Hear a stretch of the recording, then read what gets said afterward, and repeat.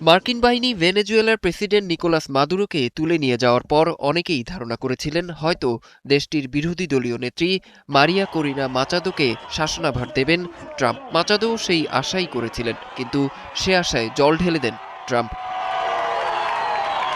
ভেনেজুয়েলার শাসনভার শান্তিতে নোবেলজয়ী মাচাদোকে না দিয়ে ডেলসি রড্রিগেজকে দিতেই বেশি উৎসাহ দেখিয়েছেন মার্কিন প্রেসিডেন্ট। তাই তো অন্তর্বর্তী প্রেসিডেন্ট হিসেবে শপথ নিতে পেরেছেন রড্রিগেজ, কিন্তু এতে মাথায় আকাশ ভেঙে পড়ার অবস্থা মাচাদোর।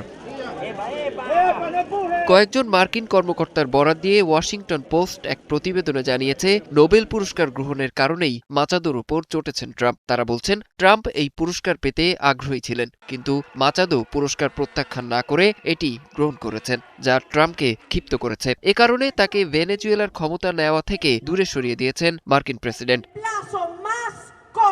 তবে ট্রাম্প এ দাবি অস্বীকার করেছেন, কিন্তু মাচাদোর নোবেল জেতাতে যে তিনি অসন্তুষ্ট তা প্রকাশ করেছেন বহুবার। পাশাপাশি নিজেকে নোবেলের জন্য যোগ্য বলে জাহির করেছেন বারবার।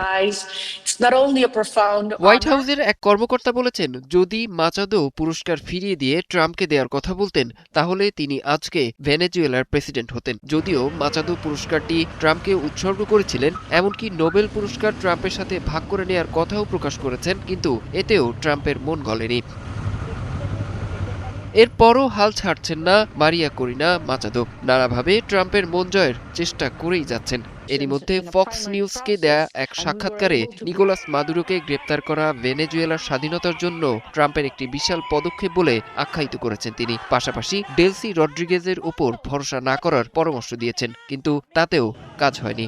ট্রাম্পের ইশারায় অন্তর্বর্তী প্রেসিডেন্টের দায়িত্ব দেয়া হয়েছে রড্রিগেজকেই। তাই সুযোগ আসলেও মাচাদোর ভেনেজুয়েলা শাসন করার ইচ্ছাটা অধরাই থেকে যাচ্ছে। অরিসুল ইসলাম, ৭১।